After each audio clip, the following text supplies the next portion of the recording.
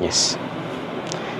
So hello everyone, welcome back to the SSLC 10th series, the 10th CBSE series of physics today. Okay, so myself Nabil. So today we will be discussing two sessions, one session for physics and one session for chemistry. Okay, so from today onwards we will be having sessions of every chapter for your CBSE exams. Okay, so today without any lag we will be starting the live of today's chapter, which is electricity. So welcome everyone. Okay, so tell me if there is any issues, so I'll be the discussing your questions. Okay, so shall we start? So the first question what we are going to discuss is, a bulb is rated with 40 watts with 220 volt. Find the current drawn by it when it is connected to 220 volt supply. Also find its resistance. So this is the first question. Okay, so first what we have to do is, see, there is a bulb which is having a power of 40 watts. Okay, and it is having a voltage supply of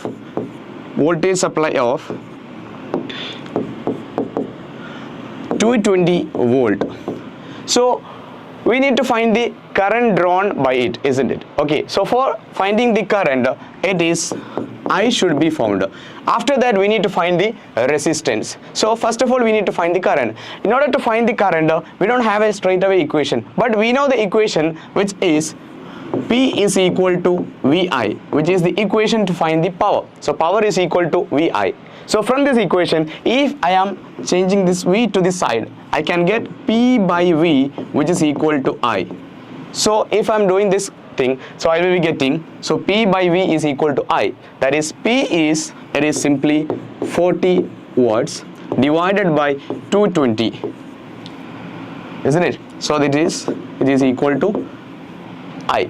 So here this can be cancelled, zeros and zeros can be cancelled. This is 2 and this is 22.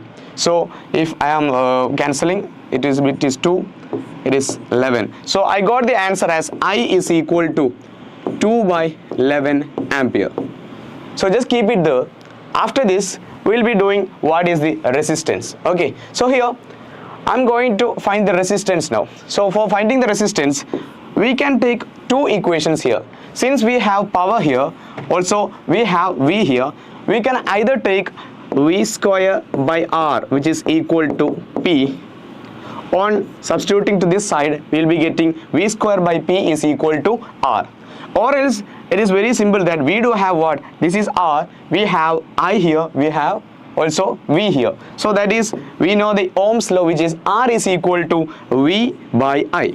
R is equal to V by I. So which is equal to, V is what? V is 220 divided by I. I we already got, it is 2 by 11, isn't it? So this 11 will be going to the numerator side, so it will be 220 into 11 divided by 2. So that is, this 2 and 220 can be cancelled, so the answer it will be 110, isn't it? So here it is 110 into 11. So here it can be done as 110 into 11. 11 into 11, it is 121 and a 0, which is 1210 ohm. So that is the answer. So we got what? We got the two answers, which are, see, first of all what we need was to find the current. We got the current, also we got the resistance here. Got it? So this is the way to find the resistance and power. Got it? So next, if the given bulb is replaced by a bulb of rating 25 watt, so 25 watts and 220 volt. So earlier it was 40 watts. Right now it has been replaced with 25 watts. So what will be the, will there be any change in the value of current and resistance? That's what we need to find. Justify your answer and determine the change. So this was the previous question which was asked in 2019. So please do be careful. Okay, so can we do the next one? Okay, so the same procedure itself we need to find. Okay, so here for doing, here there is a change. Earlier it was P is equal to, it was 40, right now it is 25 watts. It is P is equal to 25 watts. So if it is 25 watts, the same procedure, but the values has to be changed. Then V is equal to 220 volt. Then again I will be, we need to find if it is been changed there, if there will be any change in current and resistance. So same step has to be repeated, but changing the what? The values. So it is I is equal to, again it will be what? We know P is equal to VI. Then this on coming here, it will be P by V, which is 25 divided by 220. Likewise, okay, so you can do this. You will be getting what? 25 by 220.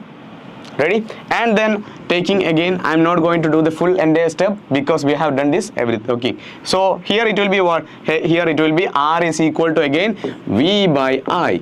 So it is V is here again 220 divided by what? 25 by 220, isn't it? So this 220 will be again going out. So it is 220 into 220 divided by 25.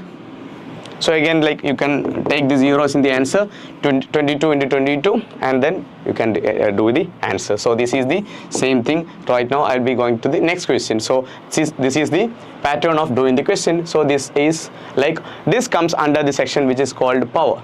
So can you please tell me the equation which is connecting with power? So power, when it comes to the power, we do have three equations which is to be noted. Okay, so these equations are power. We know power is actually, it is the work done in a unit time. So that is power is equal to work by time, isn't it? Or else it can be said as it is the heat by time. Okay, so it is P is equal to W by T or H by T. So from this we can say as power is equal to, we can say the equations as power is equal to VI, power is equal to V square by R, and power is equal to I square R. So these all are the equations to find what? These are the equations to find the power. Got it? So these are the equations to find the power of a particular device. Got it? And also remember, the unit of power is watts. The unit of power is watts. Don't forget it. Okay. Also, one more thing you have to come along with this is 1000 watts is equal to 1 kilowatts. 1000 watts is equal to 1 kilowatts. Always remember, if it is K, K means what? 1000. Got it? Also, if it is 746 watts, earlier and all, we used in older days and all, we used to say which is called horsepower, 1 horsepower. So please do understand 746 watts is equal to 1 horsepower. Got it? So these are the main things which is to be noted in the portion called electric power. Got it? So shall we go to the next question?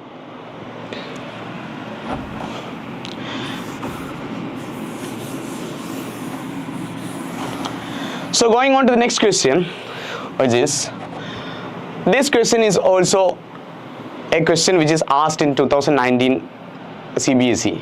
Okay, so list the factors which the resistance of a conductor in the shape of wire depends. So the resistance is depending on different factors. So which are they? This has been repeatedly asked. Okay, so what are the factors? So tell me, resistance, we can say like, we know the equation rho is equal to RA by L, isn't it? Likewise, R is equal to, we know, rho L by A. Got it? So that is R is equal to rho L by A. That means if the length is been changing, if the length is changing, or the area of cross section is changing, or the resistivity of a material is always the same. That means if R is changing, that means something of this is to be changed. That is either the length of the conductor, has to change, or the area of cross section has to change, or the nature of the material, the nature, that is what the resistivity here is, okay, or else the temperature has to change. So these all are the factors which affect the resistance of a conductor. Ready? Hope it is okay. So these are the factors, don't forget it, because this was asked for several times. Got it? So this is also a 2019 CBSE 10th question. Got it? So let's go for the next question. So next question, a device of resistance R is connected across a source of V voltage and draws a current. Derive an expression for power in terms of voltage and resistance. So this is a derivation actually. So we have a device which is having a resistance R,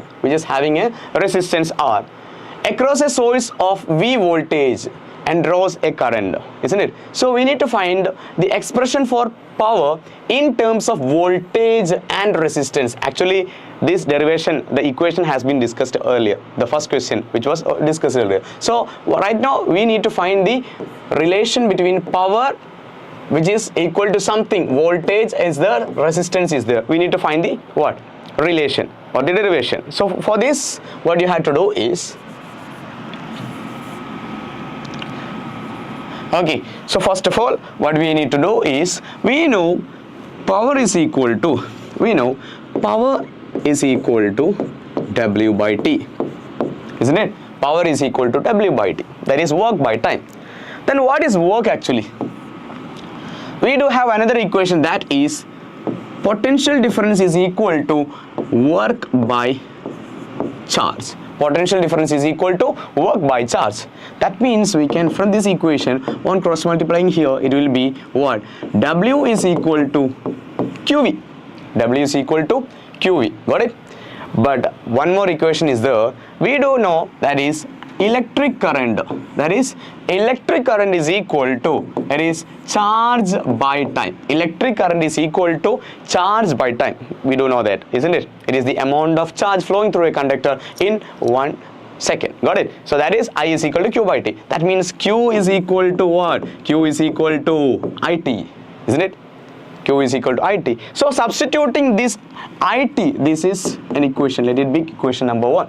Substituting this equation Q is equal to IT in W, we'll be getting W is equal to what? W is equal to, instead of Q, I am substituting IT. So IT into V, or for EC, you can say VIT. So that is W is equal to VIT, or in other words we can say H is equal to VIT. Both equations are the same. Got it? Fine. Right now we got the equation which is connecting voltage and work. See, work and power is been connected, isn't it? So that is power is equal to W by T. So substituting this particular thing in this equation, we'll be getting W means VIT, that is VIT by T. That is power is equal to VIT by T. That is cancelling this, what to say, T's, will be getting P is equal to VI. But this is not the equation which has been asked. We need to find the expression power in terms of voltage and resistance. We got power, voltage is there, but R is not there. Here we need another thing which is called Ohm's law. So we know that is R is equal to V by I. R is equal to V by I. We don't want I here, we want R here. So instead of I, I'm going to substitute who? I'm going to substitute R. So that is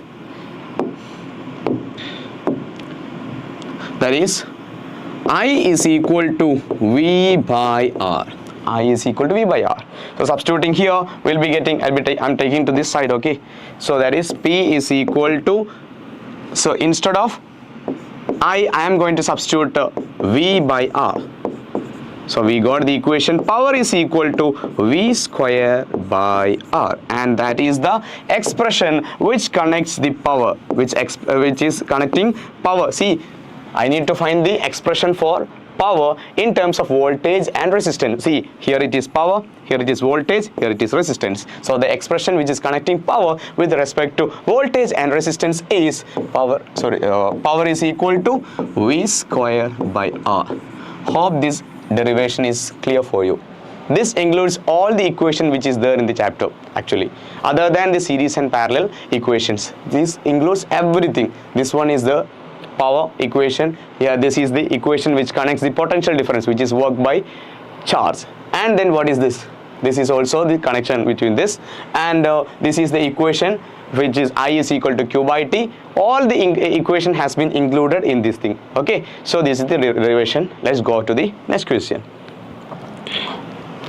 Derive the relation R is equal to R1 plus R2 plus R3 when resistors are joined in series. Actually, we are not needed. We don't want actually this thing this joined in series. While seeing this thing R is equal to R1 plus R2 plus R3 itself says that is connected in series. So here we do know what is series connection. Series connection is where the resistors are connected one after another, isn't it? The resistors are connected one after another. So here there will be a voltage supply, and then there will be what? The resistors which is connected one after another. So what they say is, in series connection we know the effective resistance, that is the total resistance which is produced here after the connection of R1, R2, R3. We will be getting at effective resistance, and in series connection we know it is what? It is the total summation of all the individual resistors which is given. So R is equal to R1 plus R2 plus R3, isn't it? So right now we are going to prove whether it is right or not. So we know in series connection it is always the current across this will be same.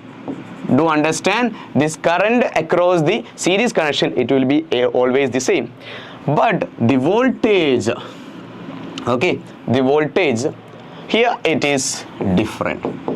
The voltage is different here. Got it? The current across a series connection will be always the same, but the voltage is different here.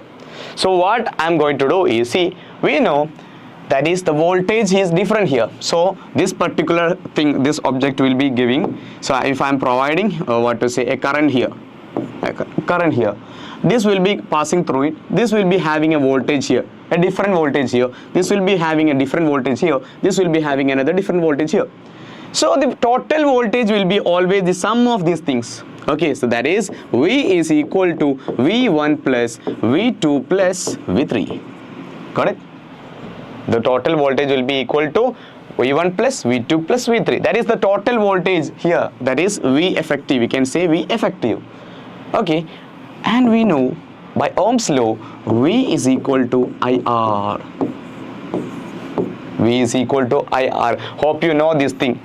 The triangle we used for finding the Ohm's law. V is equal to IR. V by I is equal to R. V by R is equal to I. So here V is equal to IR. So that is IR1 plus IR2 plus IR3. See, here I am taking it as I the same, because in series connection the current remains the same. So that is, it is IR1 plus IR2 plus IR3. That is V effective. Ready? So I am going to multiply this particular thing with I. I am going to multiply this with I. So it will be V into I into V effective. So right now if I am multiplying it, okay, so I am also going to divide it. Okay, for that what we have to do is, or else we can do like this. See, if I am going to take this V effective is here, this I is taken to this side, let it be I is taken to this side, then it will be what? R1 plus R2 plus R3.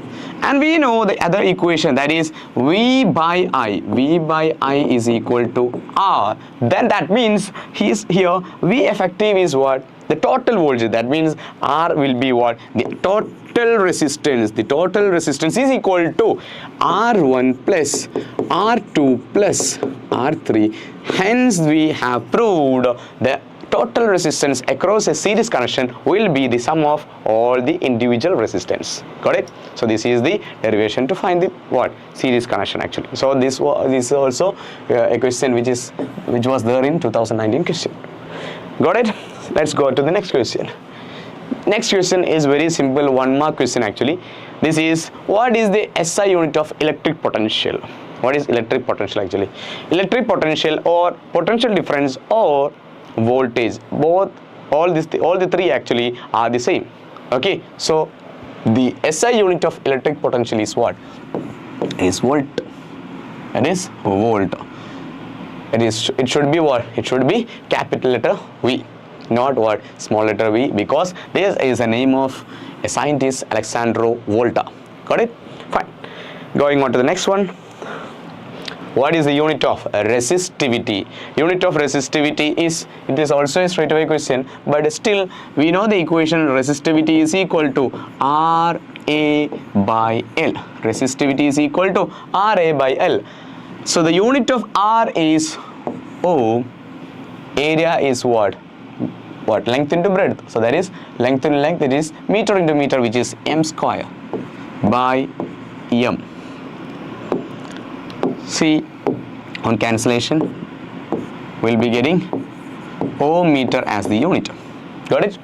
So what I am going to do right now is I will be writing the units of the things what is needed for this particular chapter. So right now, first one, which is potential difference, we have already written, it is volt. Potential difference is what? Volt, which is capital letter. Then electric current, or else let me do it here.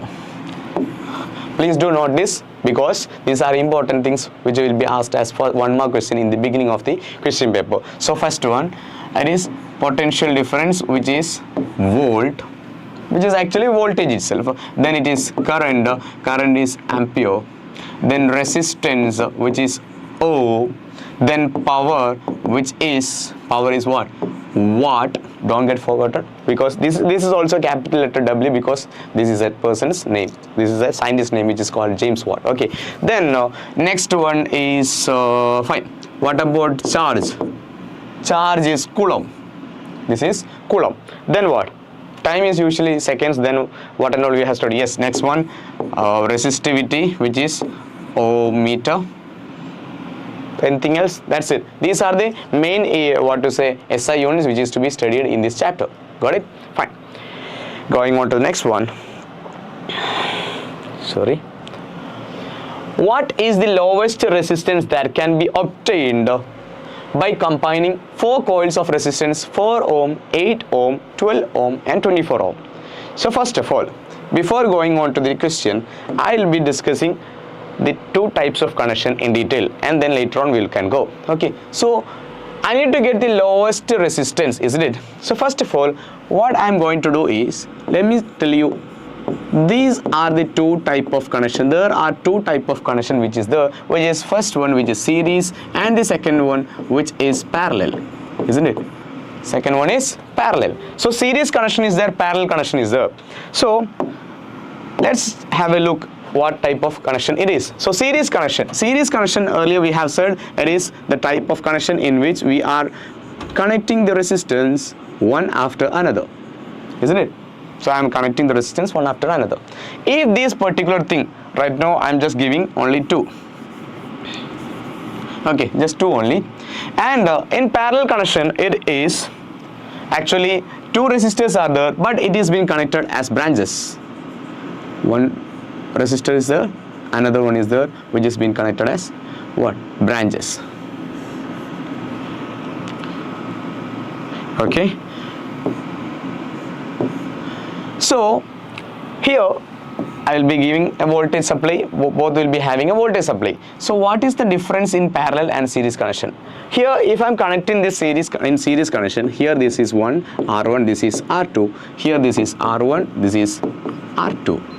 Okay, so the effective resistance, the total resistance after passing through this will be actually, we have already studied, that is total effective resistance is equal to R1 plus R2.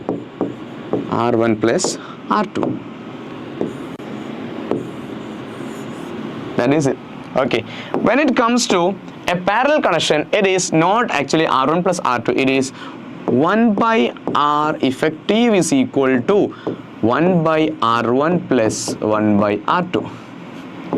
This is the equation. Okay, so this is the equation to find the what? Effective resistance in a parallel connection. Got it? But see, if it is only just two what? Resistors. So for two resistors, what can I do is, for easy purpose, we can just cross multiply it. That is 1 by R effective is equal to, that is R2 plus R1 divided by R1 R2. Got it? On taking the reciprocal, we'll be getting R effective is equal to R1 R2 divided by R1 plus R2. So this is the equation. So if there is only two resistors and it is been connected in parallel, then I can take what?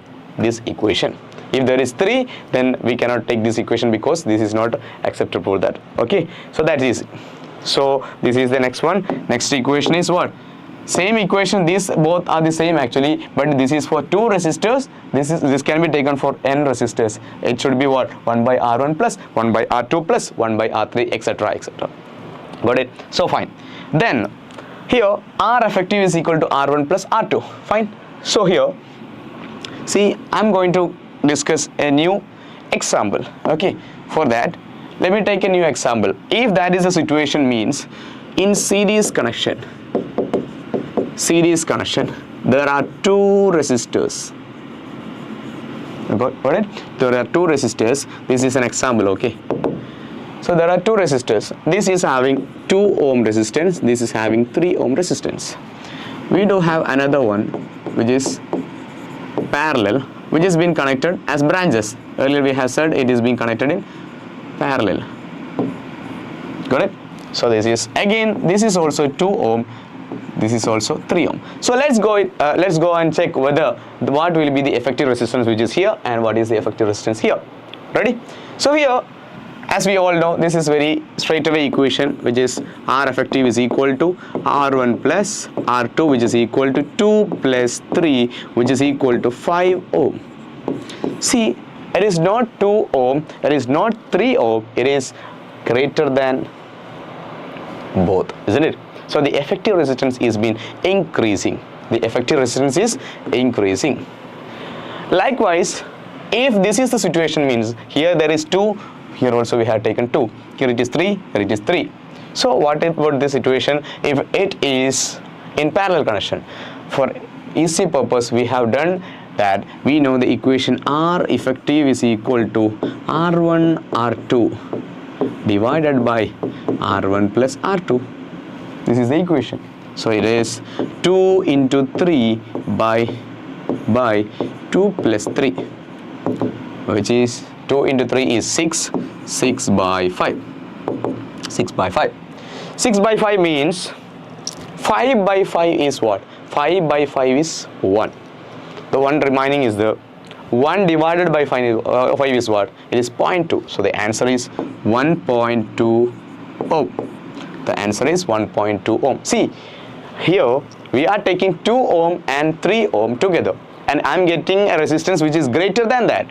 But see, in parallel connection, it is 2 ohm and 3 ohm which is taken, and I'm getting a resistance which is less than both of them. So that means the effective resistance in series connection increases. The effective resistance in series connection increases, but the effective resistance in parallel connection decreases. Effective resistance in parallel connection decreases.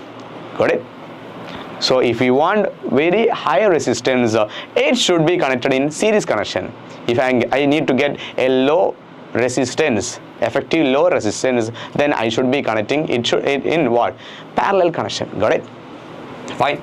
So that is then going on to the question, what is the lowest resistance that can be obtained by combining all this. See, here it is a lowest resistance. So that is lowest resistance means it should be connected in parallel. Got it? So it should be connected in parallel. So let's go for that.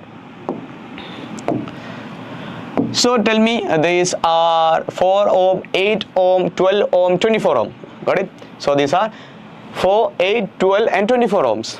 Okay, so since it is not just two resistors, we have to take what? The bigger equation, that is 1 by R effective is equal to 1 by R1 plus 1 by R2 plus 1 by R3 plus 1 by R4. See, we do have 1, 2, 3, 4 resistors, so I should take this much, isn't it? So this will make our question what? More difficult to answer. So it is 1 by 4 plus 1 by 8 plus 1 by 12 plus 1 by 24.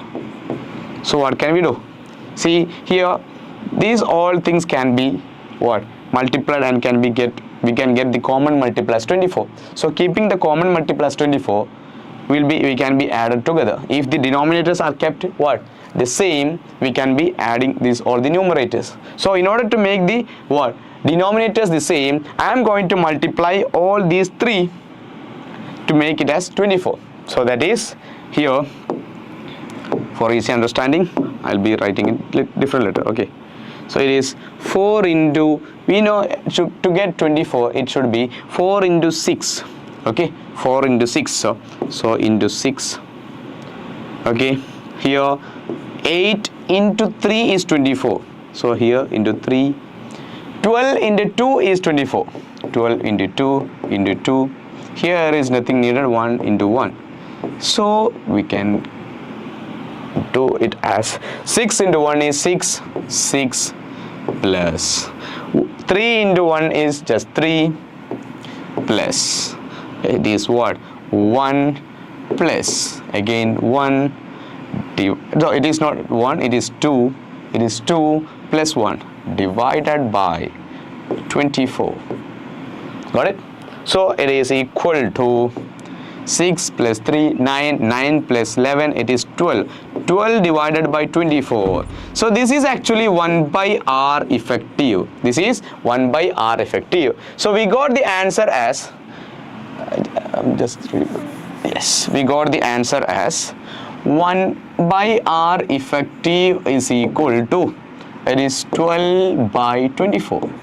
See, this is the reciprocal. We are not getting the effective resistance. So I am going to take the reciprocal. So it is R effective is equal to 24 divided by 12, which is equal to 2 ohm resistance.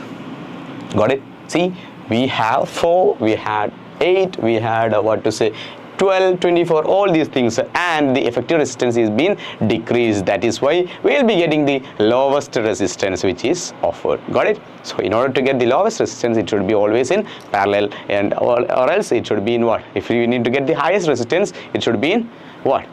Series connection. Got it? So this is the question. Got it? Fine. So let's go to the next question.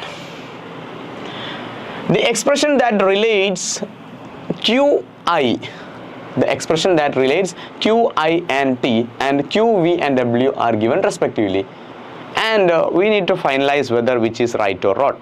Okay, so these are equations. This is first one, this is an equation, this is an equation. Okay, this is connecting what? I with something, I with Q and T, and this is with respect to W, V and Q. So we are in need to what? Check whether these equations are right or not.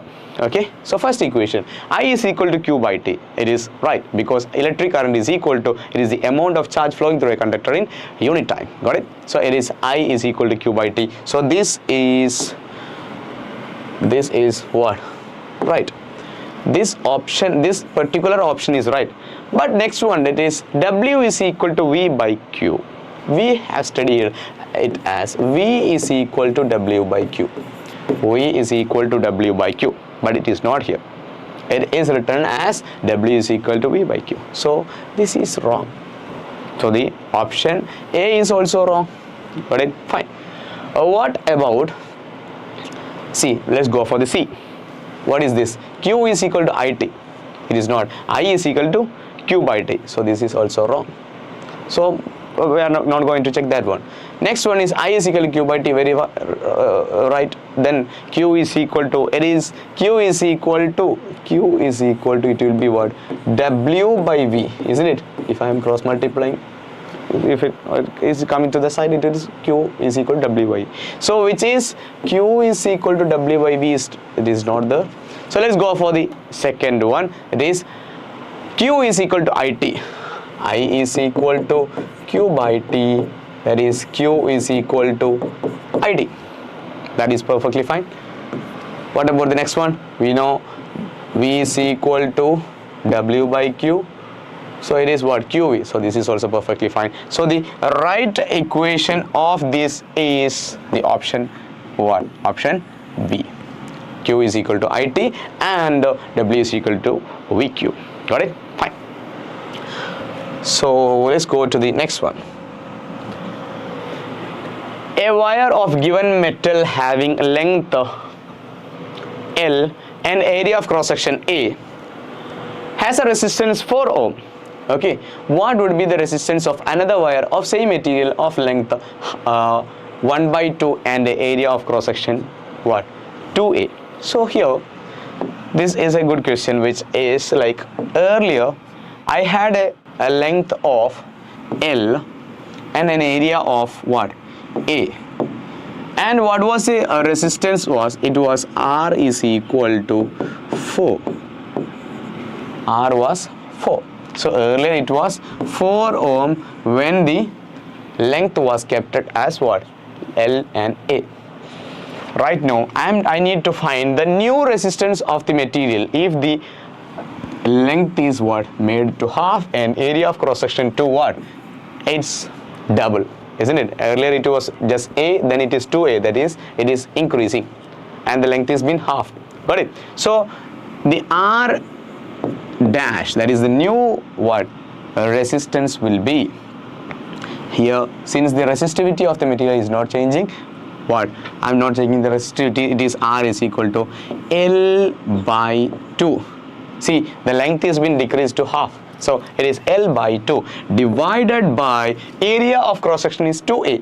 Area of cross section is 2A. That means it is 2. Earlier it was A. So that is this 2 will be coming down. So it will be L by 2 into 2, which is 4A. Got it? Earlier we had R is equal to L by A. This is what we know. Okay, this is what we know. Got it? So R is equal to L by A. But R dash we got as R dash is equal to L by 4A. That means R dash is equal to, see, this particular thing is R. So it is what? R dash is equal to R by 4. So what is the new resistance of this material? Earlier the resistance was what? 4. Earlier the resistance was 4.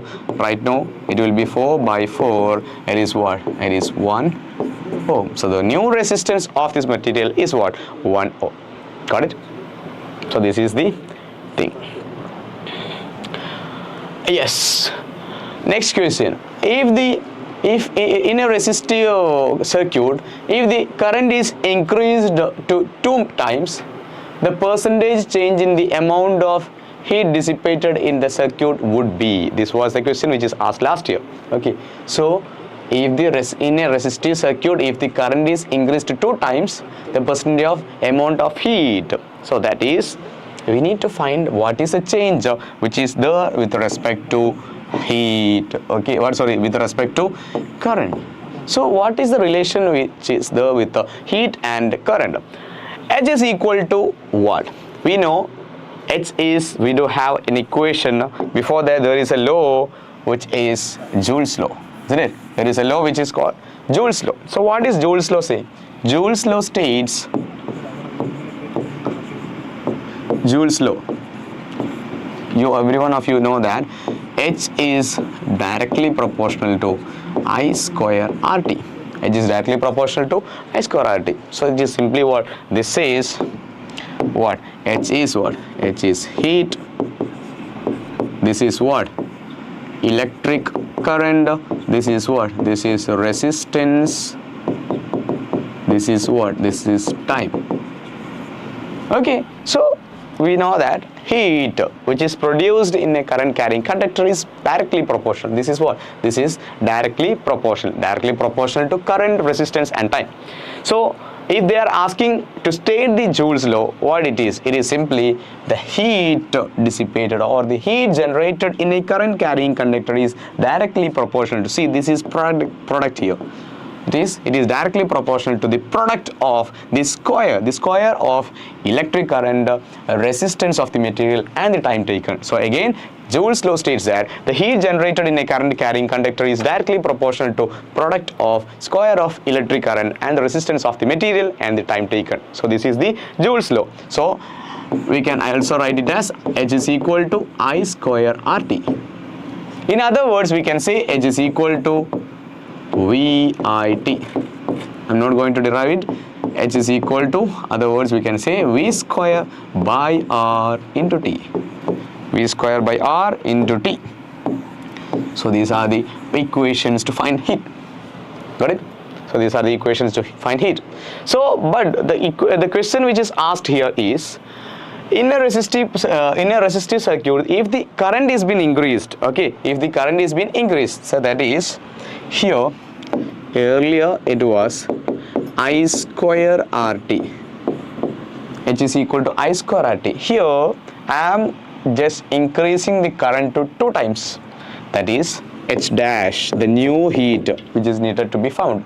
H dash is equal to 2I, earlier it was I, it is 2I the whole square into R into T, which is 2I the whole square is what? It is 4I square RT. See, I square RT is what? H itself, it is what? 4H. So, if in a resistive circuit, if the current is increased to 2 times, then earlier it was what? H, then it has been increased to 4 times. So, here it will be what? Option A will be the right answer. Option A will be the right answer. What about if the current is not there, it is resistance. If resistance is increased to 2R, then what? Heat will be what? Heat will be also 2H. It will be increased. If the time is increased, then it will be what? It will be 2. So if there is a change in resistance, then it will be 2 times the heat. If there is a change in time, then it will be twice. But if there is an increase in what? Electric current, then it will be 4 times. Likewise, vice versa. If the electric current is been decreased to its half, then it will be decreased to 1/4 times. Okay, but if the resistance or the time is been halved, then the what? Heat will be decreased to 1/2 only. Got it? So this is the relation. So please do keep it in mind, because this is the question which is asked in the last 2023 exams. Got it? Fine with that? Hope everything is fine.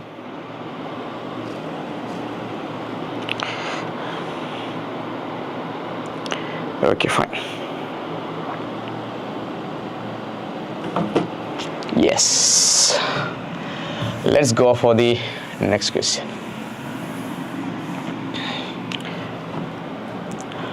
Next question is, a electric kettle consumes electric power when operated at 220 volt. The minimum rating of fuse wire to be used in it is, this is also a question which is asked in the last exams. Okay, so see, an electric kettle consumes 1 kilowatts. 1 kilowatts is power. Watts is what? Power. So that is 1000 watts. Okay, when operated at 220 volt, the minimum rating of the fuse wire to be used for it is, so that is V is equal to 220 volt. V is equal to 220 volt. The minimum rating of the fuse wire to be used for it is dash. So the minimum rating of the fuse there, so we need to find the current which is passed, because fuse is what connected with the electric current. Okay, so here it is P and V is the, so electric current is, here the equation P is equal to VI, so it is P by V. It is P is 1000 divided by 220. Okay, 220 volt. See, for this it will be, if think of the situation, okay, so this is being cancelled, 100 by 22. See, if it is 100 by 20, it is what? It will be 5 ampere, isn't it? But see, it is 22. So the answer will be the, what to say, the electric current will be what, which is less than what, which is less than 5, which is less than 5. So this answer will be not 5 but will be less than 5. So but the answer will be what, greater than 4. So if the fuse wire is kept as 1, 2 or 4, the current is more than 4, isn't it? So the fuse wire will be what, breaking, isn't it? It cannot what, stand above the, what to say, 4 ampere current. This will be what, melting. So the current is above 4 ampere but below 5 ampere. So the fuse wire which is used should be always what, it should be what, it should be what, 5 ampere or which is more than that. Okay, so that is the question number 11. Got it? So fuse wire is very much connected with what? Fuse wire is connected with the electric current. If the current is increasing, this will be affecting the heat which is produced, which will be melting the fuse. Got it? So the I think you know the, what to say, material which has been used. Okay, so that is the heating effect of electric current. So going on to the next question. This is the straightaway question. Kilowatt hour is the unit of. This is actually a very simple question, but many of you will be getting confused with this thing, because kilowatt hour, see, whenever we are seeing this thing, kilowatt, we will be straightaway going to the what? Power. Got it? But it is not that, because kilowatt hour is the unit of what? Energy consumed by a device. We know the equation to find the energy consumed by a device. It is energy consumed is equal to, we know the equation, energy consumed is equal to power into time divided by 1000, which is, the answer will be in kilowatt hour. So the energy consumed is kilowatt hour. See, this time is in hour. Okay, always remember this time is in hour. Okay, so this is the unit of energy. It is not the unit of power. Don't get confused. So that's it. And the last one for today is, there are 3 resistors of 10 ohm, 20 ohm and 30 ohm joined parallel in a circuit. Got it? The potential difference across the electric circuit is 10 volt. Draw a circuit diagram for the above case. Draw a circuit diagram for the above case. That has to be found, right? Okay, for that, let's go. So first of all, let's draw the circuit diagram for the above case. So let's start.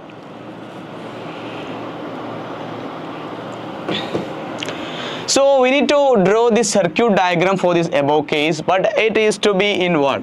In parallel circuit. So we do have 1, 2, 3 resistors which is connected. Okay, 3 resistors which is connected. So, and this is to be connected in parallel. We said the parallel connection is what? Branches. So that is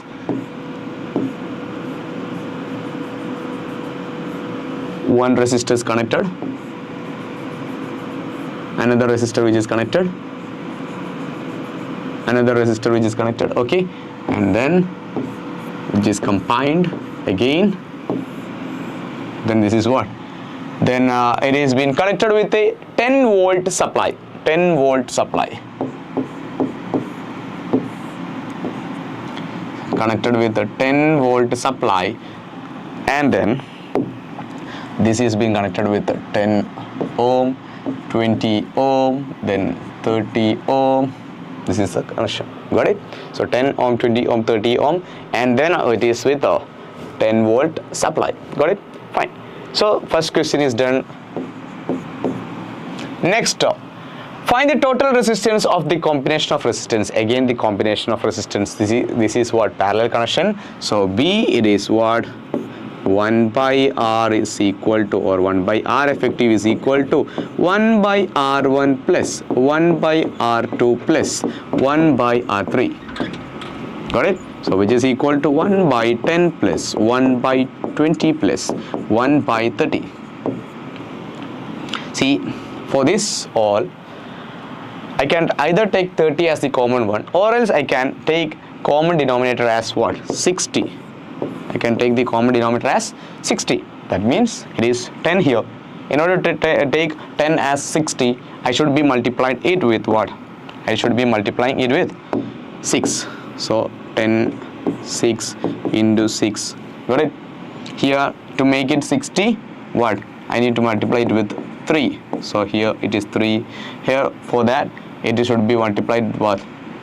2. And here it is 2. Got it? So it will be 6 plus 3 plus 2. Ready? So this is 6 plus 3 is 9. 9 plus 2 is 11. 11 by 60. 11 by 60. So the answer will be 1 by R effective is equal to 11 by 60. Then on taking the reciprocal, we will be getting R effective is equal to 60 by 11. 60 by 11. What will be the answer? It will be around, see, for this also we can do one thing. See, 60 by 5. Okay, sorry. 60 by 10 is what? 6, isn't it? 60 by 10 is what? 6. Okay. Also, 60 by, let it be below the value. Okay, let it be 12. 60 by 12. 60 by 12 is what? 5. So the answer is 60 by 11. It will be somewhere around that. Okay. So it is 5 point. It will be around 5.5. So you can what? Approximate it. You can approximate it. So the resistance will be what? 5.5 ohm. Calculate the electric current drawn from the same source. It will be what? The electric current will be what? It is here. See, electric current will be different here, isn't it? Electric current, in order to get the electric current, what you have to do is, we know the equation, it is I is equal to what? V by R. It is 10 by 5.5. It is 10 by 5.5, which is equal to, it will be below 1, which is 1.8, which is 1.8 ampere. So this is the equation, correct? So I think we have discussed the entire topics of the chapter electricity. We have, I think, from the beginning, what and all we have discussed from the beginning is like Joule's law has been discussed, electric power has been discussed, okay, and then the questions which is related with current, okay, the questions which is connected with the current. Let me ask you a few things, okay. So tell me please, what is actually 1 ampere? Tell me what is 1 ampere. So what will be 1 ampere? Do you have any idea of what is 1 ampere? Okay, tell me what is 1 ampere. There was a question which is explain what is 1 ampere. So what is 1 ampere? What is 1 ampere? Tell me please. So what is 1 ampere? It is I is equal to, we know it is V by R. So it should be 1 ampere if the voltage across it is 1 volt and the resistance is what? 1 ohm, isn't it? So I can say that is either 1 ampere is equal to like this, or else I can say, like we know one more equation which is I is equal to Q by T. Q by T. See, this is what? Charge by time. So that is, if there is 2 points and there is 1 coulomb charge which is flowing from this point to this point. See, the 1 coulomb charge is flowing from this point to this point. So that is, it is taking a time of 1 second. then the electric current which is there, it will be what? It will be equal to 1 coulomb per 1 second. So here on calculating, we will be getting the answer as again 1, which will be the answer. So what is 1 ampere? So this is very simple calculation which is there, but when it comes to the explanation, it is what? It is 1 ampere is that electric current which is there on moving 1 coulomb charge from one point to another point, which takes a time of what? 1 second. Okay, likewise we will be having what is 1 ohm. If they are asking what is 1 ohm, then it is what? V by R. Likewise you can say, okay, so it is not V by R, it is V by I. Got it? Likewise we can explain the definition for that. So that's it. Hope I have discussed the entire things in the chapter. So please go through the questions and please do work out the sessions. Okay, so that's all for today's session, and we'll be meeting soon. Okay, thank you.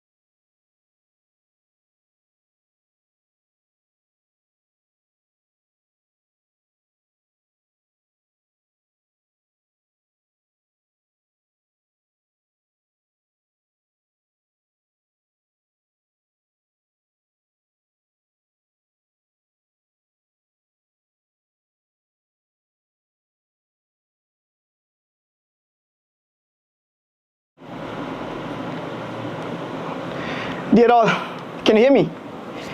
Vivana, Omar, Drabut, can you give me some emoji, something please? I'm waiting for you. Give me some please. Vivana, Omar, here.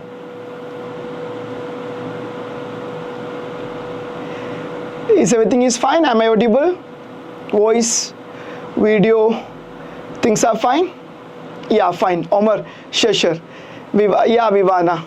Give me some more commands and yeah, sure. Wasim, Wasim. Yes. So fine. See, we are going for the chapter today, which is called metals and non-metal, right? Entire chapter we can divide into 3 sessions. First part will be the physical properties of metals and non-metal, which include the physical properties of metals, non-metal, reaction with water, metal plus acid, metal plus base, formation of oxide, properties, features and all, right. Then second part will be mainly covering about that compounds, usually that ionic compounds. Will course like this, draw the formation of sodium oxide, magnesium chloride, calcium chloride. The formation of any ionic compounds, properties of ionic compounds and covalent compounds, very important. Then finally we'll be switching the chapter ending with the metallurgy part. That you know, right? Calcination, roasting, refining and all, right. So the entire area of the chapter. Yes, it will be the Sahit. It will be the end. Will be the structure of chapter will be like that. Chapter name is metals and non-metal. We are dividing into 3 sessions. Session 1, which is mainly covering about the properties of metals and non-metal, reactivity series, metal plus acid, metal plus base, formation of oxides, properties of oxide, acidic, basic, amphoteric. Then what we can say, metal plus water will be all covering that theory part, right? It's slightly boring, I guess. First part. Second part include mainly that it's fine. I think you are under control that area. Ionic compounds. Draw the structure of sodium oxide, magnesium oxide, calcium chloride and all. Then will be properties of ionic compound, properties of ionic and covalent compound. Finally, the chapter will be ending with metallurgy, which is including that calcination, roasting, refining and all, right. Starting question number 1. Aluminium is used for cooking utensils. Which of the following properties of aluminium are responsible for the same? Question is clear, I guess. Aluminium is used for making cooking utensils, that vessels. Which of the following properties of aluminium are responsible for the same? Means which of the above, which of the given properties of aluminium will be reflecting the making it like a utensils. Okay. Question number 1, the option number 1, good thermal conductivity. Sure, because to make utensils, that vessels and all, it should be highly thermally conductive, because using that heat we are preparing food. So I'm sure it should be there. That property is used for making vessels, utensils. So it's okay. Good thermal conductivities should be there. It's correct. Good electrical conductivity. Good electrical conductivity is a property of aluminum, okay, but it's not required for utensils making, right? For utensil making, why we require electricity? So even though the electrical conductivity is a property of aluminum, okay, it's not required for making utensils. So that's a property of aluminum. It's not required for the aluminum as a vessel. So I can say you don't need for this one. You cannot require for making utensils. It's wrong. Ductility, malleability. Ductility means can be made into, it's a property of aluminum, okay. Aluminum can be made into, because aluminum is a metal, metals are ductile, malleable. Ductile means can be made into thin wires, malleable means can be made in thin sheets. So properties of aluminum, it's not correlating with the current property called what? Utensil making. Even though aluminum is ductile, but it's not required for making utensils. It's required for making the electrical wires and all. So I can say, even though aluminum is ductile, it's not required for making utensils. So skip it, that one not required here. High melting point, yes, because since we are using, we are cooking, and also high temperature will be there. So melting point should be, let's not get easily melt. So melting point, high melting point is a property of aluminum. It's required for making it. It's correct. So I can say it also should be there. So that means first one and fourth one are correct. Go with option D. Hope you are fine. Can I continue? Abhijit, Amin, Vivana, Omar, Wasim. Are you getting things are fine, right? Can I continue? Am I audible? Things are fine. Respond. Yeah. So we can say properties such as thermal conductivity, you should be thermally conductive because by using heat, which are used for cooking, the cooking and all, right? Second one, yes, even though aluminum is electrically conductive, okay, but not required for making utensils, so it's not required for making utensils, right? Third one is ductility. Yes, ductility, malleability are properties of metal, okay. Ductile means can be made into thin wire, malleable means can be made thin sheet, okay, not required for utensils, so not required. High melting point is okay because a melting point, if if melting point is high, I can say they will not get easily melt, so yeah, that means first one and fourth one, okay. Go with option D, fine, cool. Question number 2, please. Which one of the following metals do not react with cold as well as hot water? Which of the following does not react with cold as well as hot water? See, metals such as sodium, potassium, or you can say what we can say calcium, etc. will be reacting with cold water. They are highly reactive. Since they are highly reactive, cold water is enough to take part the reaction, whereas metal called magnesium requires hot water. Metals such as magnesium requires hot water, whereas metals called aluminum, iron, zinc, they will not react with cold water. Even with hot required steam or boiled water, so the one reacting with steam may be either aluminum or iron or zinc, whereas Pb called lead, Cu called copper, Ag called silver, Au called gold does not react with water, whether it is steam or hot or cold water, may be no reaction. So we can conclude like this. Highly reactive metal called sodium, potassium, calcium will be reacting with the cold water. Magnesium requires hot water, whereas aluminum, iron, zinc does not reacting with either cold or hot but requires steam for the reaction, whereas Pb, Cu, Ag, Au called lead, copper, silver, gold does not react with in any forms of water. And you know one more thing, that if sodium is reacting with water or potassium is reacting with water, produces sodium hydroxide plus H2. This is highly exothermic reaction. Immense amount of heat will be liberating, and heat liberated may causes hydrogen to catch fire. Okay, same for potassium also. Highly reactive element when reactive with water produces potassium hydroxide called KOH plus H2 and releases immense amount of heat. Reaction is highly exothermic. Heat produced may causes hydrogen to catch fire, whereas even though calcium react with the cold water, okay, but it's not that much violent. Reactions are fine. Reacting with the cold water, fine. Calcium will be reacting with the cold water, okay, resulting in the formation of calcium hydroxide plus H2, okay, but the amount of heat liberated is not much enough to hydrogen catch fire, so it's not that much violent, okay, less violent. Whereas in case of magnesium also same situation, but reacting with hot water. Magnesium required hot water. Anyway, magnesium when react with hot water, resulting in the formation of magnesium hydroxide called MgOH twice plus H2. Remember, in case of calcium, reaction is not that much violent, okay, but remember here hydrogen gas formed will be stick to the surface of calcium and calcium starts flowing in the surface. In case of calcium and magnesium, hydrogen gas formed will be stick to the surface of calcium and magnesium. As a result, calcium metal will be floating. That's also an important point for you. So I'm concluding, sodium, potassium, etc. are highly reactive metal. Sodium, potassium, calcium will be reacting with the cold water, produces corresponding hydroxide called sodium hydroxide, potassium hydroxide, calcium hydroxide plus H2. In case of sodium and potassium, reaction is highly violent, reaction is highly exothermic, and the heat liberated may causes hydrogen to catch fire, whereas in case of calcium, even though react with the cold water, but it's not that much violent, heat release is not enough to catch H2 to fire, whereas in case of calcium and magnesium, this hydrogen gas formed will be stick to the surface of calcium and magnesium. As a result, it will be start floating in the surface, okay. Whereas aluminum, iron, zinc will be react with steam, and lead, copper, silver, gold, PbCuAgAu will be reacting with, does not react with any forms of water. So my question, which one of the following metals do not react with the cold as well as hot water? Sodium, cold water; calcium, cold water; magnesium, hot water. So one which is just not reacting with the cold as well as hot water is iron. Iron will be react with steam and produces will see weight. Okay, anyway, you can say aluminum, iron, zinc. Hope it is fine.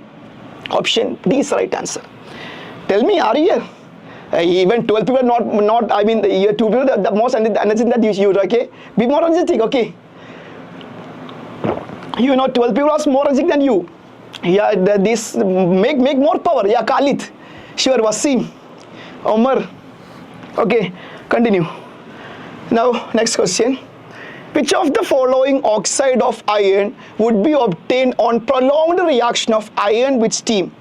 Which of the following oxide of iron would be obtained on prolonged reaction of iron with steam? Iron means Fe. On reacting with steam, it produces oxide of iron, which is called as Fe3O4, and the byproduct is H2. Actually, Fe3O4 is a mixed oxide. We'll discuss later in higher level classes. Fe3O4 is a mixed oxide formed by combining two oxides called FeO and Fe2O3. This Fe and Fe2 will become Fe3, and 3 plus O will become Fe3O4. Hope it is fine, I guess. Clear? The next one, continue.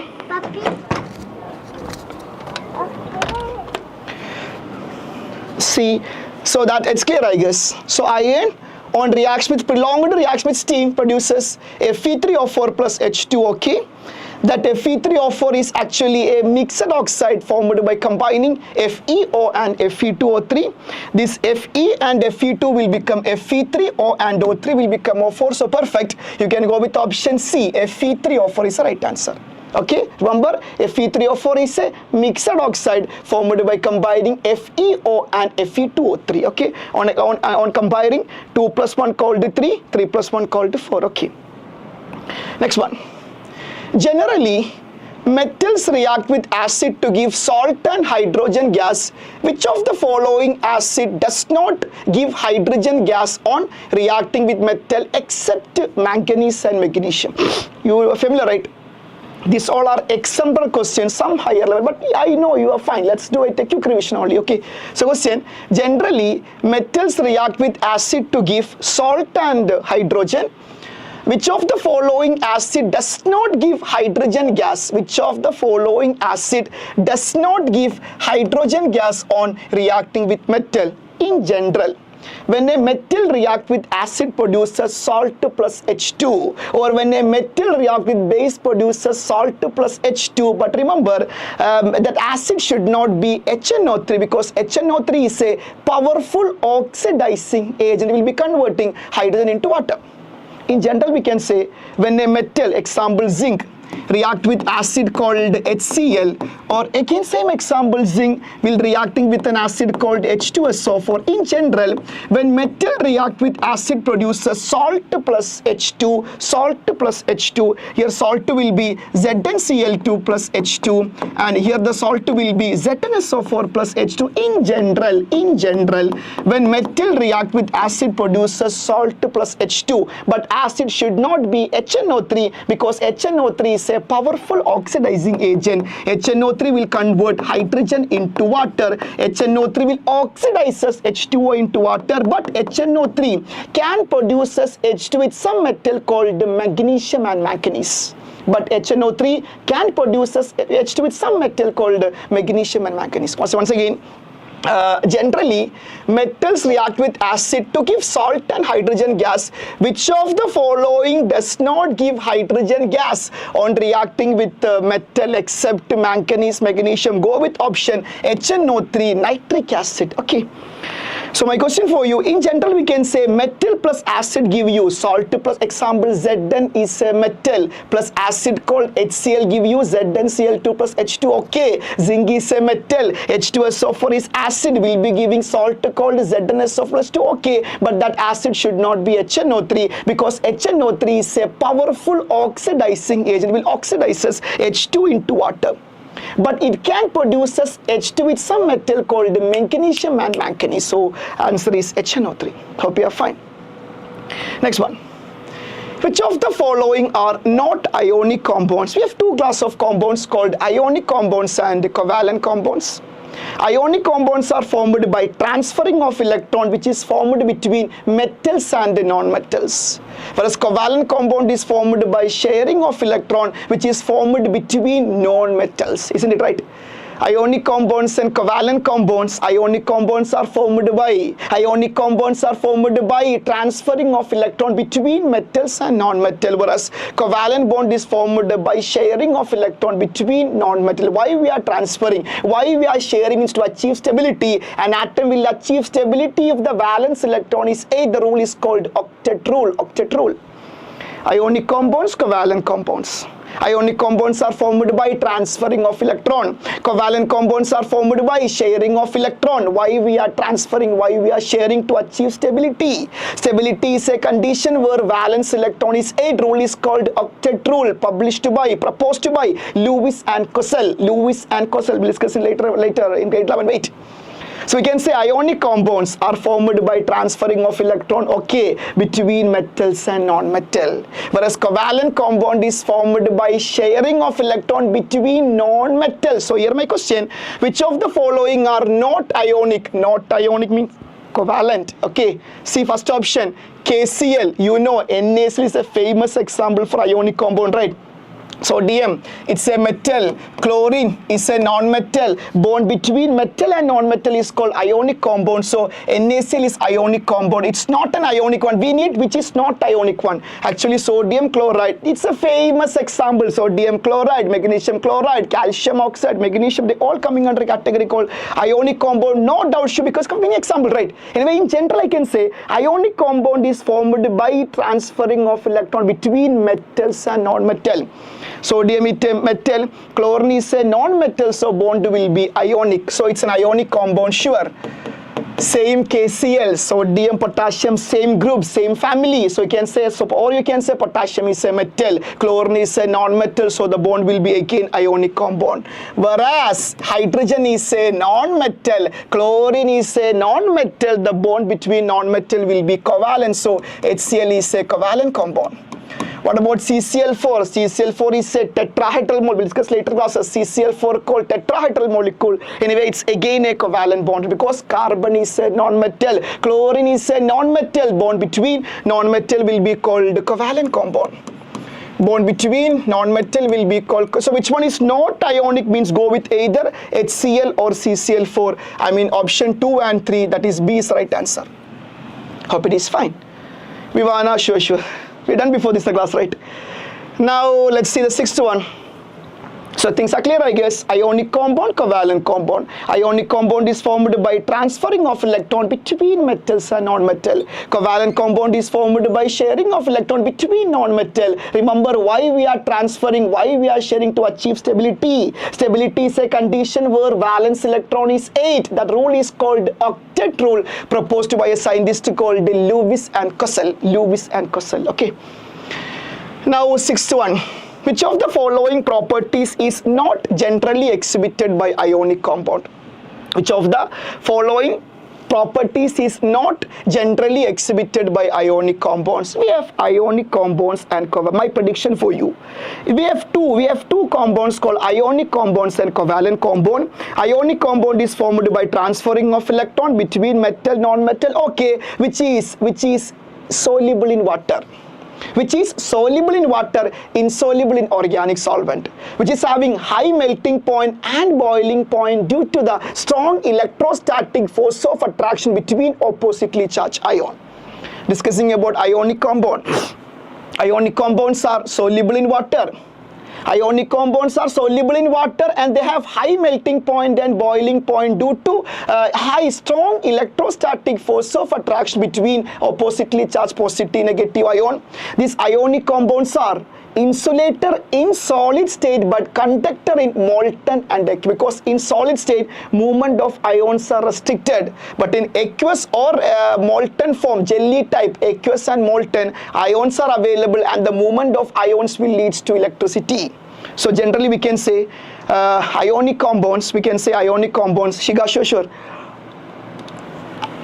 Regarding ionic compound, we can say ionic compounds are soluble in water, will be having high melting point and boiling point due to strong electrostatic force of attraction between oppositely charged ion. They are insulator in solid form, because in solid form movement of ions are restricted. No movement means no current, because the word meaning of electricity means motion of electrons, motion of ions. Whereas they are conductive in molten or aqueous form, because in molten aqueous form ions are available and the movement of ions will leads to electricity. Whereas in case of covalent compound, they are insoluble in water. Ulta, they are insoluble in water, but they are soluble in organic solvent called kerosene, petrol, etc.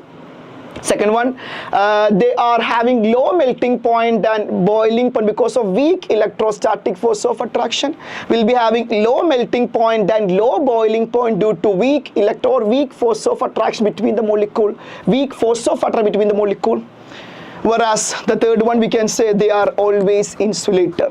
No condition, always insulator. So I'm concluding ionic compound, covalent compound. Ionic compounds they are soluble in water, will be having high melting point and high boiling point due to strong electrostatic force of attraction between oppositely charged ion, and they are insulator in solid form but conductive in molten aqueous form. Whereas covalent compounds are insoluble in water but will be soluble in organic solvents like kerosene, petrol, etc. Will be having low melting point and low boiling point because of weak force of attraction between the molecule. If force of attraction is weak, they will readily vaporize, or temperature required to make them vapor called boiling point will be less. Whereas the third one, we can say, are always insulator. So concluding, so here my question, which of the following properties is not generally exhibited by ionic compound? Which of the following properties is not generally exhibited by ionic compound? Option A, solubility in water. Okay, it is soluble in water. It's correct. No issue. It's correct one. Electrical conductivity in solid state is strong. They are conductive in molten aqueous form. They are not insulator in solid form, because in solid form movement of ions restricted. So we can say option B wrong. Electrical conductivity in solid state is wrong. They are insulator in solid form due to restricted motion of ion, but they are conductive in molten or aqueous form due to availability of ion. So we can say that is wrong one. Then high melting point and boiling point. Okay. Electrical conductivity, molten state, okay, which is incorrect, is go with option B. I mean 6-1 B is right answer. Hope you are fine here. Emmanuel, thank you. Sure. Vivana, Rida, hope all are here, right? Hey, give me some more energy. 12 people are more energetic than you, okay? Tell me something. Rida, okay, Omar, okay, Vivan, Emmanuel, tell me. Wasim. I taken these questions from exemplar questions, so I guess they will be coming in the exams, okay? And you can create the concept too, right? So continuing. Now next one. Silver article become blacks on prolonged exposure to air. This is due to the formation of. Question. Yeah, Ivana. Silver articles become black. Silver article becomes black on prolonged exposure to air. This is due to formation of. This is called corrosion. Corrosion means decay or destruction of metal by the action of surrounding is called corrosion. What is corrosion? Means decay or destruction of a metal by the action of surroundings such as air and water will be called corrosion. Example, I can say, when iron is exposed to air, it will become a brown color due to the formation of a compound called Fe2O3.XH2O, which is having the formula Fe2O3.XH2O called hydrated ferric oxide. Having formula Fe2O3.XH2O called hydrated ferric, which is actually brown in color, which is commonly called rust. It's called brown in color, which is commonly called rust. Similarly, when copper is exposed to air, copper will become a green colored compound due to the formation of a compound called basic copper carbonate. Formula due to the formation of a compound called basic copper carbonate. Formula CuCO3.CuOH, which is actually green in color, whose name is called basic copper carbonate, basic copper carbonate. Similarly, if silver is exposed to air, silver become a black color due to the formation of a compound called silver sulfide, formula Ag2S. When silver is exposed to air, silver become a black colored compound to the formation of a compound called silver sulfide, having formula Ag2S. Having formula Ag2S. They all coming under a category called corrosion. May also, as example is rusting, word degrees and all, right. So what is meant by corrosion? Corrosion means decay of a metal, destruction of a metal by the action of surroundings such as air and water will be called corrosion. Decay of a metal, destruction of a metal by the action of surrounding will be such as air and water will be called corrosion. When iron is exposed to air, iron will become a brown color due to the formation of a compound called hydrated ferric oxide, formula Fe2O3.XH2, having brown color. When copper is exposed to air, copper will become a green color due to the formation of a compound called basic copper carbonate, formula CuCO3.CuOH twice. Similarly, when silver is exposed to air, silver become a black color due to the formation of a compound called silver sulfide, formula Ag2S. Ag2S. So here my question, yes, silver article becomes black on prolonged exposure to air due to the formation of a compound called silver sulfide, formula Ag2S. Formula Ag2S. Sure. Wasim, good. Can I continue? Here, right? Rida, Emmanuel. Okay, now next one.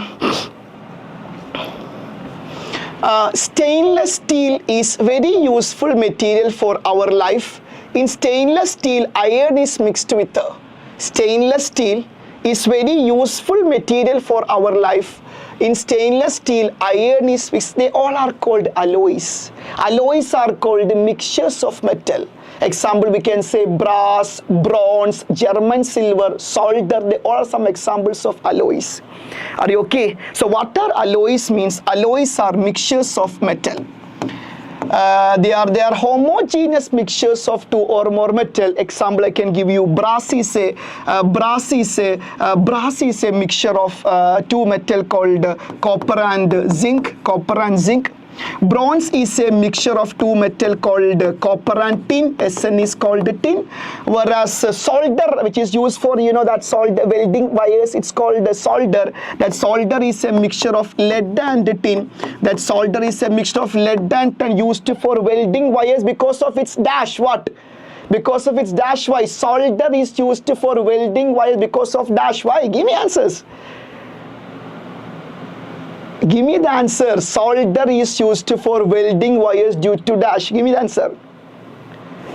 Okay, this option, okay, Rida, sure. I'm asking the person right now. I think there's a lag is there, right? Okay, fine. I'm asking you, give me the property of solder which is used for making used for welding wires. Because of what? Because of what solder is used for welding wires? Because of dash. Asil, this option is okay. Okay, let's wait for a while. Okay. My question for you, solder is a mixture of tin, Omar Ulta. Solder is a mixture of lead and tin. Yes, Vivana. Yes. Khalid, okay. Vivana, okay. Rifan, Rida, Shakil. Yes, because of its low melting point. So my question for you, what are alloys? Alloys are mixtures of metal. They are homogeneous mixtures of metal. Example, brass, bronze, solder. Brass is a mixture of copper and zinc. Bronze is a mixture of copper and tin. And solder, which is used for welding wires, is a mixture of lead and tin. Why is solder used for welding? Because of its low melting point. So I can say here my question is something different actually. Stainless steel is very useful material for our life. In stainless steel, iron will be mixed with nickel and chromium to make it more hard and to free from rust. Stainless steel is an alloy mixed by metal called iron, nickel, chromium, in which it is make it more hard and will become free from rusting. Anyway, I can say what is meant by stainless steel means it's a mixture of iron plus nickel plus chromium. Things are clear, I guess. Okay. Now, generally, metals are solid in nature. Which one of the following metal is found in liquid state liquid metal, right? Question, which generally metals are solid in nature. Which one of the following metal is found in liquid state at room temperature? Liquid metal is mercury. Liquid non-metal is bromine. Bromine is a non-metal which is liquid at room temperature, whereas mercury is a liquid metal. So my question, yes, option D. Rida, good, go ahead.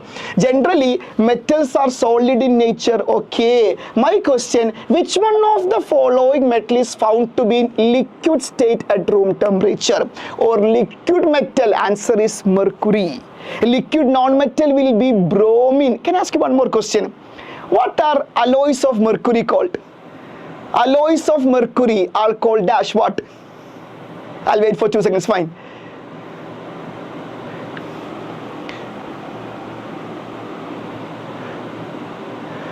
I'm asking you. Yeah, respond Wasim. Excel is better, no doubt, man. Who's that? Zayan. I'm sure. Tell me my question for you. Tell me. Alloys of mercury called what? Alloys of mercury called what? Tell me. Alloys of mercury is called what? Compounds of mercury is called, yes, Vivana again. Cinnabar is HGS, Omar. Cinnabar is a compound of mercury called HGS. Mercury compounds, alloys of mercury called amalgam. Yes, Asil. Sure.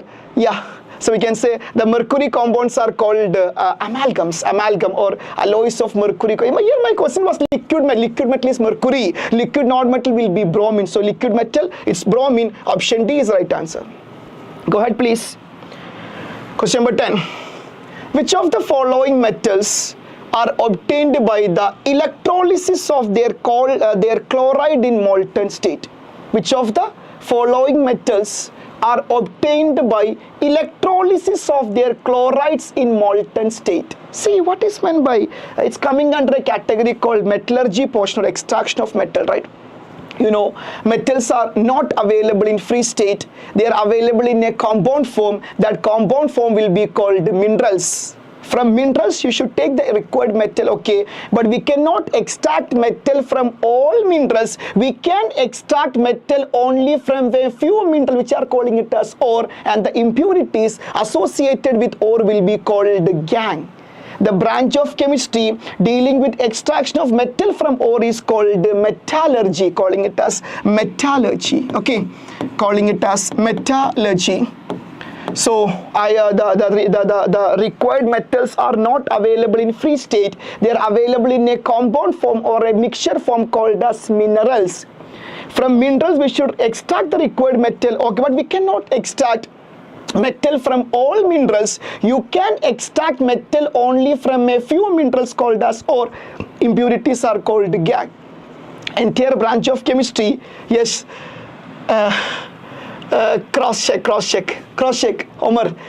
So entire branch of chemistry dealing with extraction of metal from ore is called metallurgy. This metallurgy include 3 steps. Step number 1 is called concentration of ore. Concentration of ore means removal of impurities from the ore. That's called concentration because we are taking ore from the mine, so we'll be having dust, sand, clay. It has to be removed by a process called ore concentration. Step number 1 is called reduction of ore. That's where the real game happens. Reduction of ore into metal. From where taking out metal from the ore, which is called reduction of ore into metal. Calling it as reduction of ore into metal. But I know before taking out the ore into metal, before taking out metal from the ore, initially ore should be converted into oxide because we can remove a metal from oxide more easily. Elements are not available in free state. They are available in a combined form called minerals.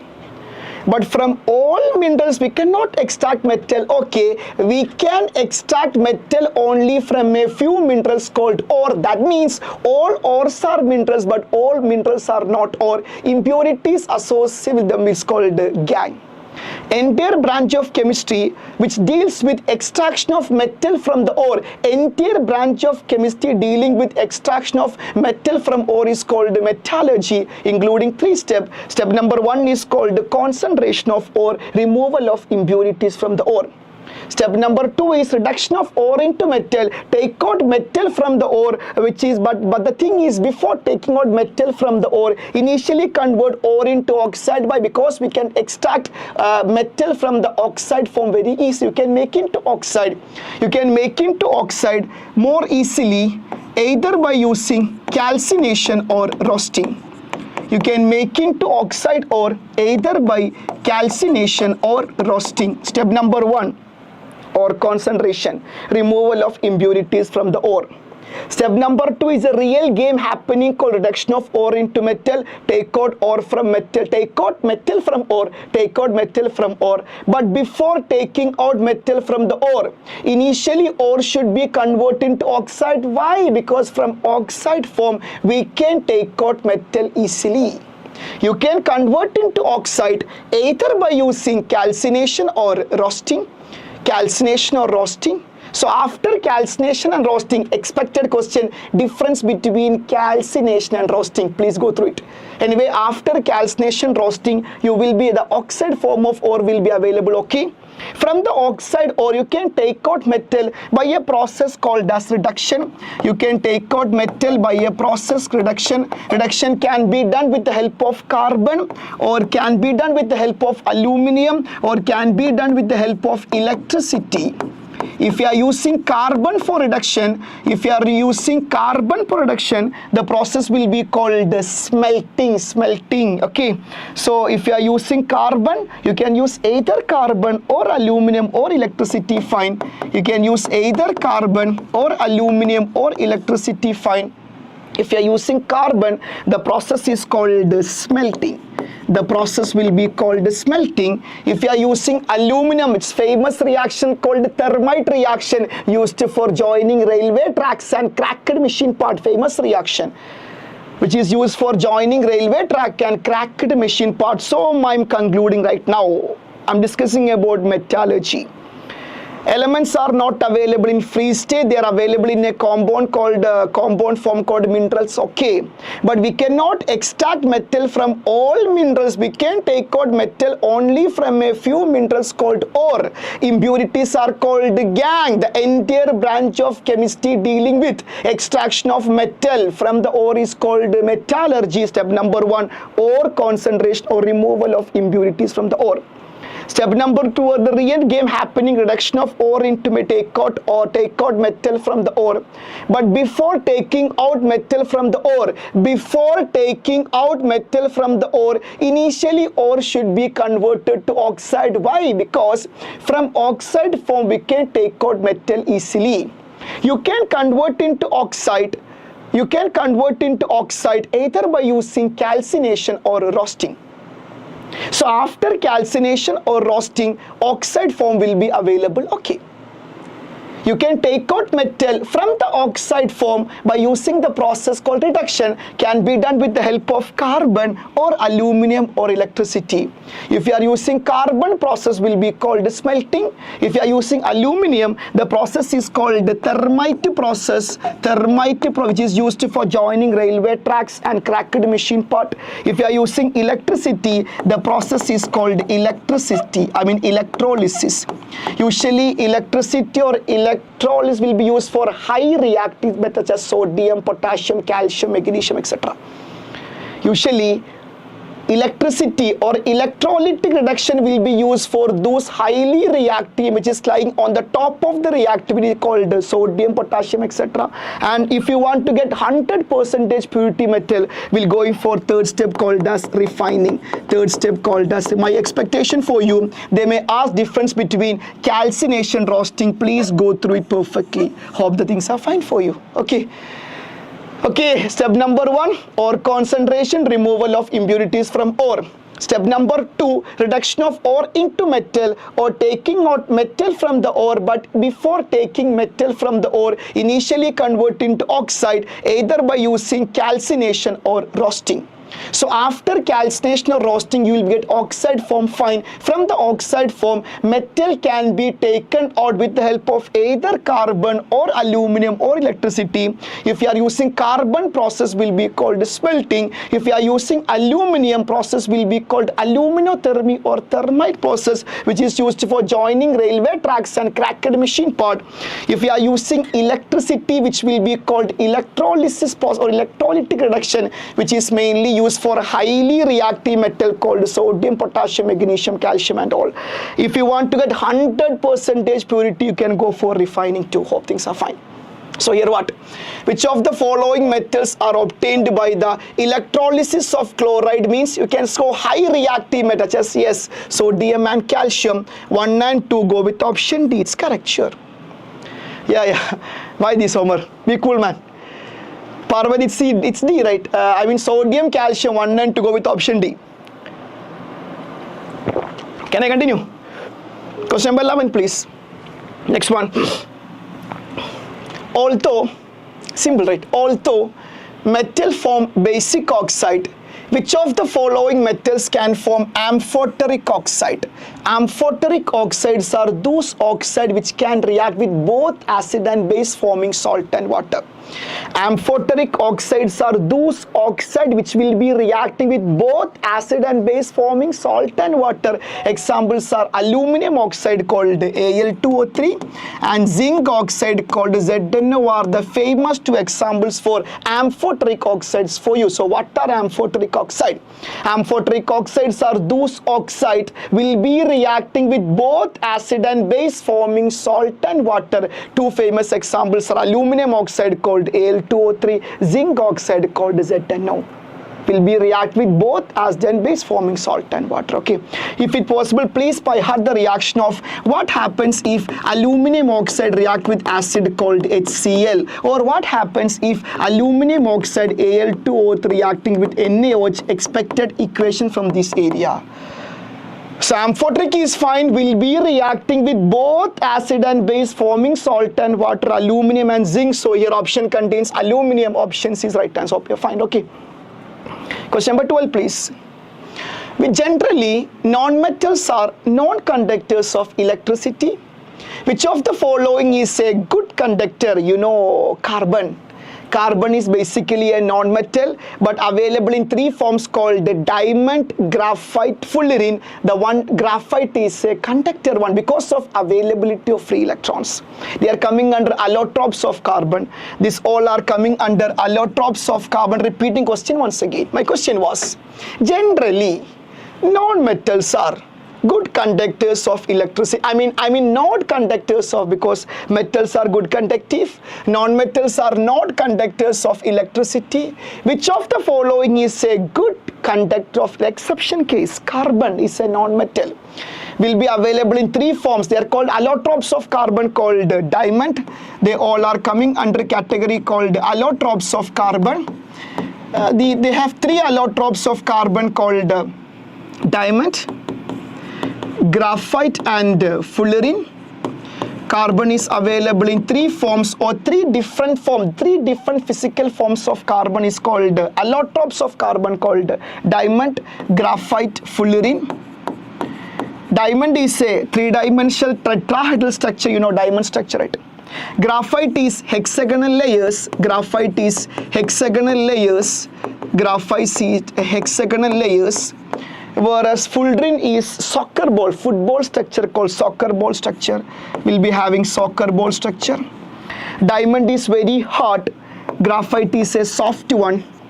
Because of high refractive index, diamond is used in jewelry. In graphite, it is existing hexagonal layers. The force of attraction between layers is very weak. Since force of attraction between layers is weak, one layer can easily slide over another. That's why graphite can be used as a lubricant. It's called allotropes of carbon. Different forms of carbon called diamond, graphite, fullerene. Diamond is three-dimensional tetrahedral 3D structure. Graphite is hexagonal layers, whereas fullerene is a soccer ball, football structure. Diamond is hard, graphite is soft. In graphite, these layers or the hexagonal layers fine, force of attraction between layers is weak. One layer can easily slide over another. That's why it is used as lubricant in high temperature machine. Because of high refractive index, diamond is used in jewelry. The one which is conductive is graphite because of availability of free electron. It's a conductor because of availability of free electrons. So diamond, graphite, fullerene, tetrahedral, hexagonal layer, soccer ball. Diamond is hard, graphite is soft. Because of high refractive index, diamond is used in jewelry. The force of attraction between layers is weak, so one layer can easily slide over another. That's why it is used as lubricant in high temperature machine or lubricant, friction free, right? And one which is conductive is again graphite, so it's graphite. Go with option B. Are you here? No response. Omar, option B, sure. Rida. See, there is a delay. I can see your option will take delay to see. That's why the delay. Okay. I can see your messages. Sure, Omar, Wasim, Khalid, but there will be a delay. Okay. It's not like a Zoom class. Because of this YouTube live streaming and all, you'll be having delay. Please patient. I can see. I will definitely respond to you. Okay. It's not like a Zoom class. Okay. Will be delay will be there. Okay, please. Yeah, Omar. Yeah, I can see the message, bro. But delay will be there. Okay. Omar, Rida, Khalid, Shiga. Now, continue. Vivana, 13th one. Electrical wires have a coating of iron insulating material. Electrical wires having a coating of an insulating material. The material generally used is electrical wires having a coating of an insulating material. The material generally used is, it is what? You can use any non-metal. But graphite is a conductive. It cannot be used as what? Insulator. We have to prevent it from the shock and all, right? Electric shock. So we can't use graphite. It's a conductive. It's a wrong option. What about sulfur? Even though sulfur is a non-metal, but it's brittle, cannot be used. To act as an insulator, you can use any non-metal, fine. But graphite is a conductive, you can't use. You can use any insulators. Even though sulfur is a non-metal, it's insulated, but sulfur is brittle, cannot be used. The option is actually called PVC, which is called polyvinyl chloride. Answer is polyvinyl chloride, called PVC. Question, electrical wires, you can see a coating of blue, like green, like red over there, right? That why we are providing a coating as an insulation to prevent the action of shock, electric shocks and all. You can use any insulators, fine, but I mean any non-metal, because all non-metals insulators, okay, but why we can't use sulfur? Even though sulfur is a non-metal, fine, but it's brittle, easily break. Graphite is conductive option. Then PVC called polyvinyl, it's a perfect option. PVC called polyvinyl chloride. Okay, fine. It's okay, I guess. Going for 14, please. Yeah, it's called electrolytic refining. It is called as electrolytic refining. What is meant by refining? I told you, metallurgy is a branch of chemistry dealing with extraction of metal from its ore, okay, having 3 steps. Step number 1 is called as ore concentration. Step number 2 called as reduction of ore into metal. If you want to get 100% purity, will be going for 3rd step called refining. Let's see what's meant by refining here right now. Refining is mainly applicable for copper, will be also called as electrolytic refining. I'll give one example with copper. Let's see the refining of copper. Let's see the refining of copper. So in the refining of copper, we'll be having a beaker, okay? We'll be having a beaker filled with any copper containing solution, maybe CuSO. We can take any copper containing solution, fine. Any copper containing solution, okay? Will be dipped with a big strip of anode, will be acting as impure copper. Will be taking a big strip of impure copper, will be acting as anode. Will be having a big strip of impure copper, will be acting as anode. And a small strip of copper will be acting as a cathode, will be acting as a cathode. And will be passes electricity across anode and cathode. Anode will be positive, cathode will be negative. Anyway, on passing electricity, what happened means all the pure copper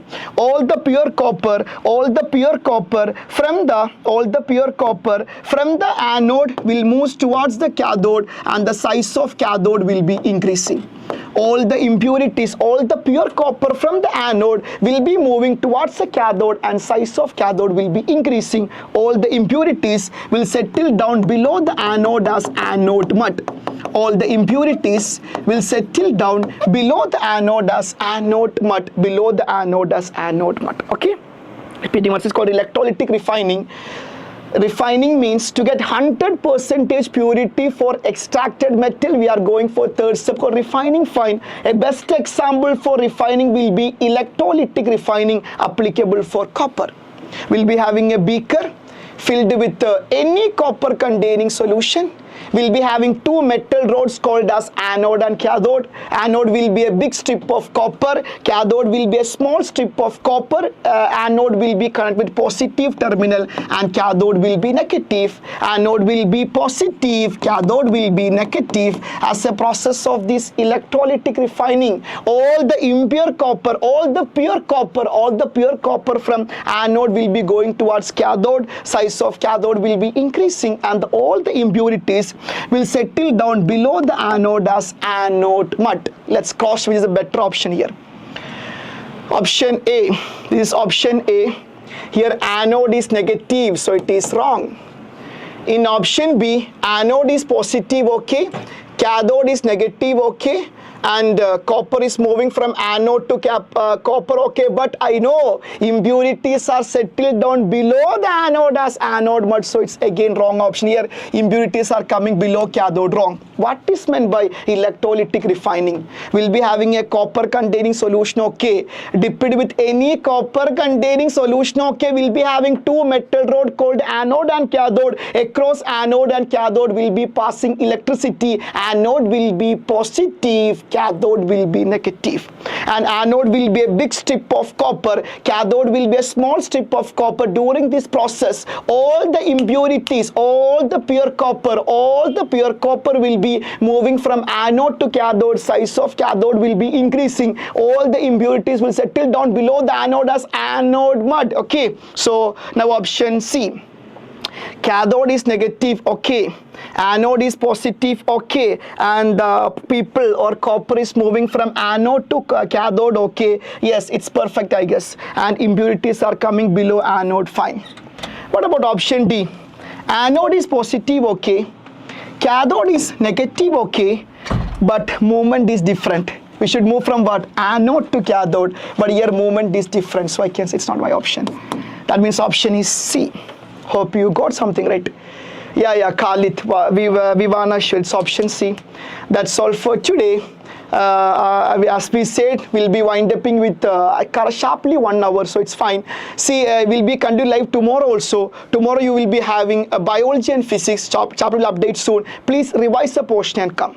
We'll be selecting such a quality question, so if you're able to answer, means you are perfect in this part of, because I'm selecting some exemplar questions of reader based one. Rida, catalyst is increasing rate of reaction. Omar is replied for you, right? Thank you, Omar.